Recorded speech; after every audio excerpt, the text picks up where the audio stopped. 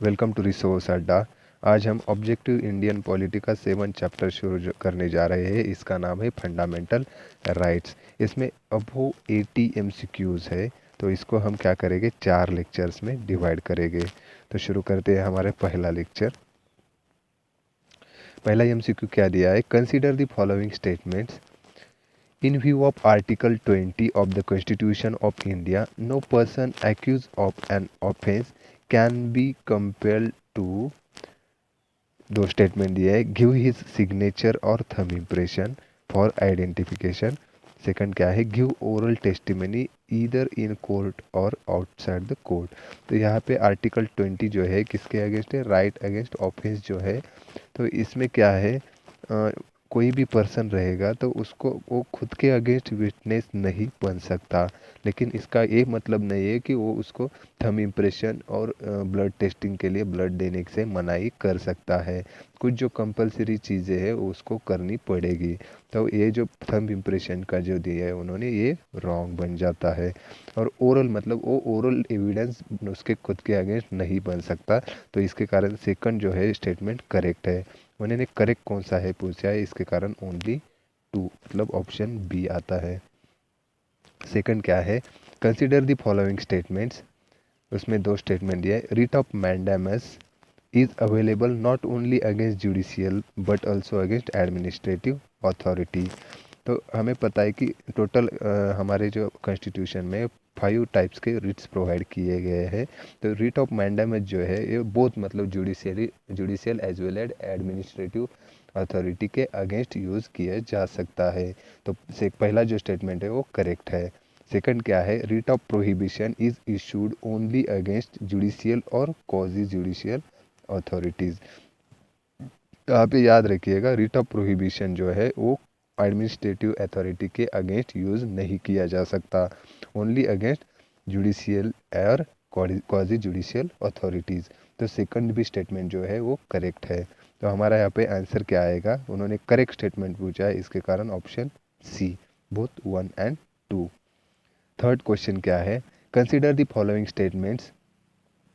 First क्या है, there is no provision in the constitution of India for reservation in matter of promotion in the services under the state in favour of schedule caste and schedule tribes.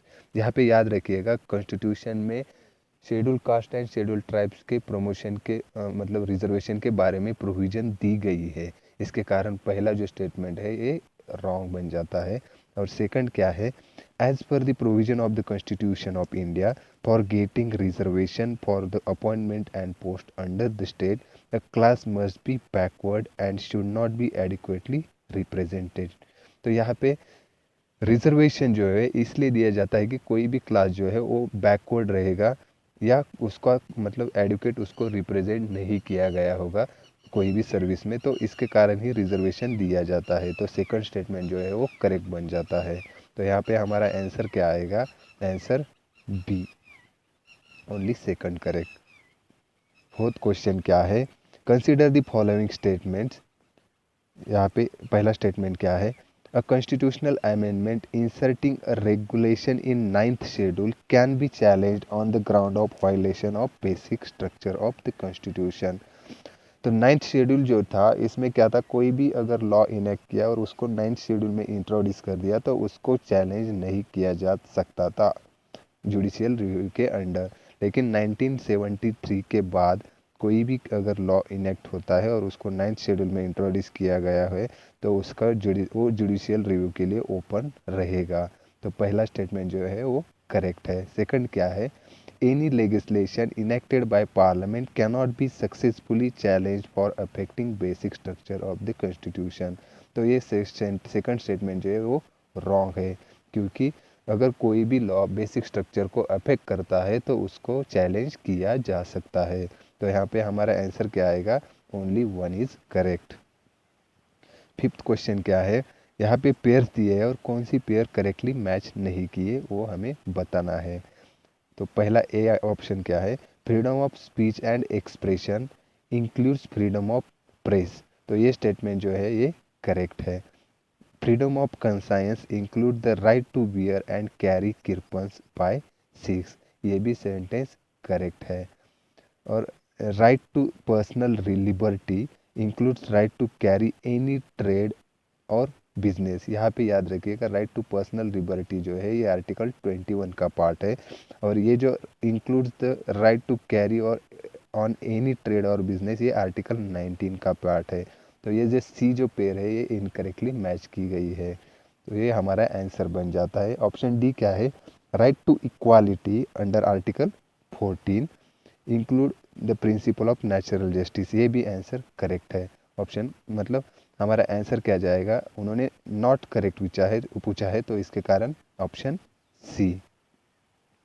6th question क्या है, यहाँ पे assertion and reason दिया है। तो assertion क्या है, the principle of equality before law means that there should be equality of treatment under equal circumstances.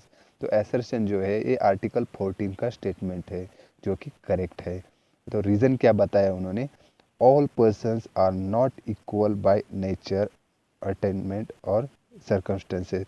तो यहाँ पे याद रखिएगा जो इक्वालिटी बिफोर लॉ का जो कॉन्सेप्ट है इसलिए दी गई कि जो सभी जो पर्सन रहते हैं तो नेचुरली वो इक्वल नहीं हो सकते, कोई तो इकोनॉमिकली या सोशली या एजुकेशनली बैकवर्ड रहेगा।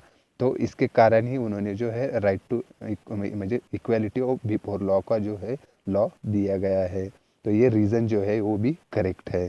तो हमारा आंसर क्या आएगा, both A and R are individually true and R is the correct explanation of A, मतलब ऑप्शन ए। आगे देखते हैं 7th question, which of the following are envisaged by the right against exploitation in the constitution of India। जो right against exploitation का right दिया है article 23 and 24 में, तो इसमें क्या क्या मेंशन किया गया है ये उन्होंने पूछा है। Prohibition of traffic in human being and force labour, एक इसका पार्ट है 23 का पार्ट, तो मतलब ये करेक्ट है। अबोलिशन ऑफ अनटचेबिलिटी ये इसका पार्ट नहीं है, ये आर्टिकल 17 का पार्ट है, तो ये सेकंड रॉन्ग बन जाता है। Protection of interest of minority ये आर्टिकल 29-30 का पार्ट है, तो ये रॉन्ग बन जाता है। और फोर्थ क्या है, prohibition of employment of children in factories and mines, ये आर्टिकल 24 का पार्ट है, मतलब ये दोनों मिलके जो है राइट अगेंस्ट एक्सप्लॉयटेशन बन जाता है। मतलब हमारा आंसर क्या आना चाहिए, 1 एंड 4, मतलब ऑप्शन डी। 8th क्वेश्चन क्या है, यहाँ पे लिस्ट 1 एंड लिस्ट 2 दिए उसको हमें मैच करना है। यहाँ पे रिट्स दिए हैं, देखते हैं कौन से। हिबस कॉर्पस, हिबस कॉर्पस किसके बारे में रहता है, अनलॉफुल डिटेंशन अगर होता है तो इसके बारे में हिबस कॉर्पस होता है। तो ये किससे मैच होगा, अनलॉफुल डिटेंशन, मतलब ऑप्शन 2। मैंडामस, मैंडामस में क्या रहता है, कोई भी हायर अथॉरिटी जो है वो कमांड करती है कि लोअर अथॉरिटी को कि अगर वो वर्क नहीं कर रही है तो उसको कमांड कर सकती है वर्क करने के लिए। मतलब यहाँ पे मैंडामस किससे मैच होगा, non performance of public duties, मतलब ए को मैच होगा। को वारंटो मतलब अगर कोई भी अथॉरिटी जो है मतलब अनलॉफुली कोई ऑफिस ऑक्यूपाई करती है तो उसको ये क्वेश्चन पूछ सकती है को वारंटो के अंडर। मतलब यहाँ पे ऑप्शन 4 जो है unlawful occupation of public offices, ये को वारंटो के अंडर आएगा। और सर्टिलरी किसके बारे में है, अगर कोई भी अथॉरिटी ये मतलब रॉन्ग वर्क कर रही है तो उसको करेक्ट करने के लिए, मतलब correctional direction to subordinate courts, ये सर्टिलरी के अंडर आएगा। तो डी के लिए क्या आएगा, 3 आएगा। मतलब हमारा आंसर क्या आना चाहिए, 2 1 4 3, मतलब ऑप्शन बी। 9th क्वेश्चन क्या है, as far as arm forces are concerned, the fundamental rights granted under Article 14 and Article 19 of the Constitution are। Arm forces को जो आर्टिकल 14 और आर्टिकल 19 के जो अंडर राइट्स दिए हैं तो उसके बारे में उन्होंने पूछा है। ऑप्शन ए क्या है, नॉट अवेलेबल एट ऑल, हमें पता है ये रॉन्ग स्टेटमेंट है। आगे क्या है, available to the arm forces but not to other forces, ये भी रॉन्ग स्टेटमेंट है। आगे क्या है, available only at the discretion of chief of the army staff, इसका कोई भी संबंध नहीं है फंडामेंटल राइट से, तो ये भी रॉन्ग बन जाता है। Available only according to law made by parliament, तो ये किस में दिया है, आर्टिकल 34 में मेंशन किया है कि अगर पार्लियामेंट ने डिसाइड किया तो वो कंसिडर मतलब फंडामेंटल राइट जो है वो दे सकते हैं आर्म फोर्सेस को। इसके कारण 9 का ऑप्शन क्या बन जाता है, आंसर डी। 10th क्वेश्चन क्या है, in Indian Constitution the power to issue writ of habeas corpus is vested only in, जो हिबस कॉर्पस का रिट है वो कौन कौन इशू कर सकता है, supreme court as well as high court. मतलब हमारा आंसर क्या है, ऑप्शन डी। 11th क्वेश्चन देखते हैं, which of the following rights is not explicitly mentioned in the fundamental rights but has been upheld to be so by several pronouncement of the Supreme Court। मतलब यहाँ पे दिया है कि जो part 3 है उसमें ये मतलब एक्सप्लिसिटली मेंशन नहीं किया है, लेकिन सुप्रीम कोर्ट के जो जजमेंट आए थे तो उससे वो उसको उसमें मेंशन किया गया है, ऐसा बताया गया है। तो इसका आंसर क्या है देखते हैं। ऑप्शन ए क्या है, इक्वालिटी बिफोर लॉ, ये आर्टिकल 14 जो है उसमें मेंशन किया है। Right to non discrimination in public employment, ये आर्टिकल 16 का पार्ट है।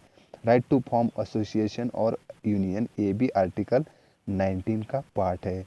और डी क्या है, right to freedom of press, ये एक्सप्लिसिटली कहीं पे मेंशन नहीं किया गया। तो इसके कारण 11th का आंसर क्या बन जाता है, ऑप्शन डी। आगे देखते हैं, which of the following statement are true with regard to fundamental rights of minorities in educational matter। जो माइनॉरिटीज़ के लिए आर्टिकल 29, 30 में जो फंडामेंटल राइट्स दिए हैं तो एजुकेशनल मैटर में कौन से राइट्स करेक्ट है ये उन्होंने पूछा है। तो ये क्या है statement, the minority has only the right to administer the educational institutions. Second क्या है, minority has the right to establish and administer educational institutions. Third statement क्या है, right is absolute and not subject to any restriction. Fourth क्या है, reasonable restriction may be impose to promote efficiency and prevent mal administration.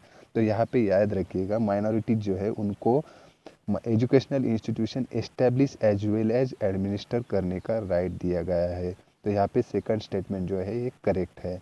और fourth statement यहाँ पे कोई भी right रहेगा उस पर रीजनेबल रेस्ट्रिक्शन पुट की जा सकती है, कोई भी राइट जो है एब्सोल्यूट नहीं है। तो इसके कारण थर्ड स्टेटमेंट रॉन्ग बन जाता है और फोर्थ स्टेटमेंट जो है ये करेक्ट है। मतलब हमारा आंसर क्या आना चाहिए, 2 और 4, मतलब ऑप्शन बी। 13th क्वेश्चन देखते हैं, which one of the following pairs is not correctly matched. यहाँ पे आर्टिकल दिए हैं और वो करेक्टली मैच हुए या नहीं ये हमें बताना है। आर्टिकल 15 क्या है, special provision for socially and educationally backward classes, ये उससे करेक्ट मैच हुआ है। आर्टिकल 22 क्या है, सेफगार्ड अंडर प्रिवेंटिव डिटेंशन, हमें पता है आर्टिकल 22 जो है वो प्रिवेंटिव डिटेंशन के बारे में ही है, तो ये बी भी करेक्ट है। Article 20 immunity for double punishment, तो जो राइट अगेंस्ट ऑफेंस जो है वो आर्टिकल 20 में मेंशन है, और जो डबल पनिशमेंट का जो ऑप्शन है राइट है तो वो भी आर्टिकल 20 का पार्ट है, तो सी भी करेक्टली मैच हुआ है। तो आर्टिकल 16 क्या है, आर्टिकल ऑप्शन डी में discrimination in favour of woman in services under the state, यहाँ पे याद रखिएगा ये आर्टिकल 16 में नहीं आता। ओके, तो यहाँ पे हमारा आंसर आएगा ऑप्शन डी। 14th क्वेश्चन क्या है, which of the following statement are correct of the writ of prohibition. Writ of prohibition जो दिया है उसके बारे में कौन से स्टेटमेंट करेक्ट है ये उन्होंने पूछा है। पहला स्टेटमेंट क्या है, it is an order issued by higher court commanding the lower court to cease from proceeding in some matter not within its jurisdiction. तो यहाँ पे हमें पता है कि जो हायर अथॉरिटी जो है लोअर अथॉरिटी को बताती है कि अगर कोई भी मैटर उनके जुरिस्डिक्शन के अंडर नहीं होगा तो वो उस पर वर्क नहीं कर सकते। तो यहाँ पे पहला स्टेटमेंट करेक्ट है। और इट सेकंड क्या है, it can be claim by aggrieved party as a matter of right, तो ये स्टेटमेंट भी करेक्ट है। तो यहाँ पे ऑप्शन क्या आएगा, ऑप्शन सी, बोथ 1 और 2। 15th क्वेश्चन क्या है, यहाँ पे लिस्ट 1 एंड लिस्ट 2 दिए उसको हमें मैच करना है। तो यहाँ पे देखते हैं liberty of thought and expression. Liberty of thought and expression जो है ये प्रीएम्बल में मेंशन किया है, प्रीएम्बल में एक स्टेटमेंट है, liberty of thought, expression, belief, faith and worship. मतलब ए के लिए क्या आएगा, 3 preamble. Freedom of speech and expression, ये किसका पार्ट है, राइट टू फ्रीडम, मतलब आर्टिकल 19 का पार्ट है। Making special provision for women and children, ये किसका पार्ट है, राइट टू इक्वालिटी, मतलब आर्टिकल 14 का पार्ट है।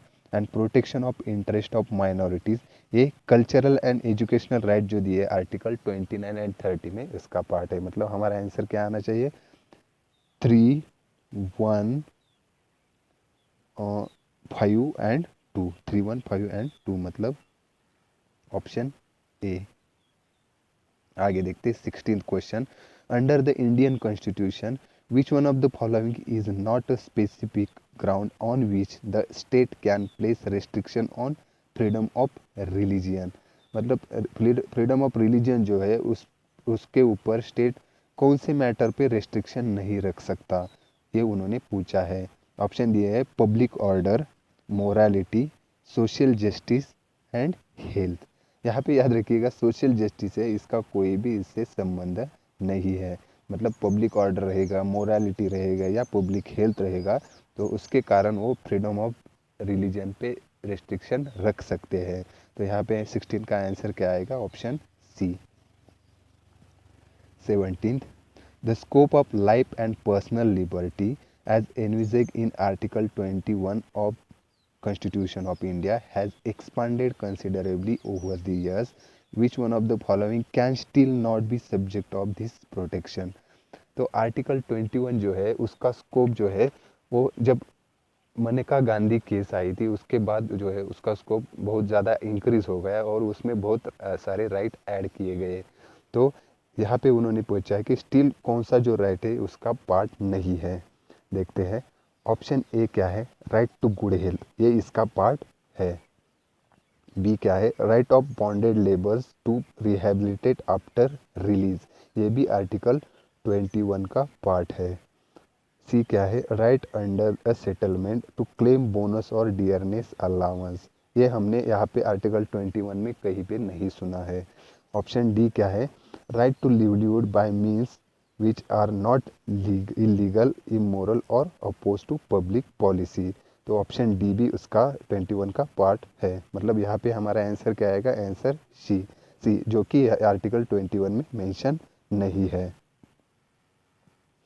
18th क्वेश्चन देखते हैं, यहाँ पे असर्शन एंड रीजन दिए हैं।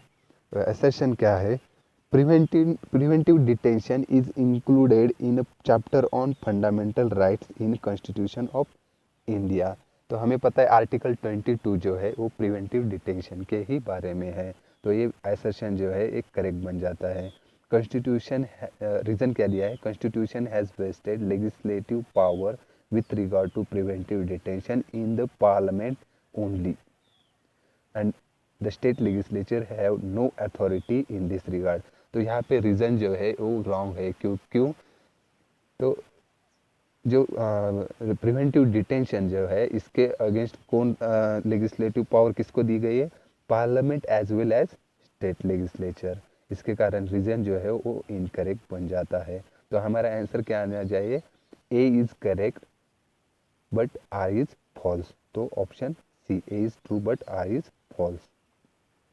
19 क्या है, which of the following is not included in article 19 of the constitution of india pertaining to right to freedom। Article 19 में क्या इंक्लूड नहीं किया गया है, ये उन्होंने पूछा है। यहाँ पे ऑप्शन ए क्या है, right to reside and settle in any part of territory of India, हमें पता है ये आर्टिकल 19 का ही पार्ट है। Right of minority to establish and administer educational institutions, ये आर्टिकल 29 एंड 30 का पार्ट है। मतलब बी जो है हमारा आंसर आएगा। लेकिन सी में क्या देखते हैं आगे के option, right to form association और यूनियंस, ये भी आर्टिकल 19 का ही पार्ट है।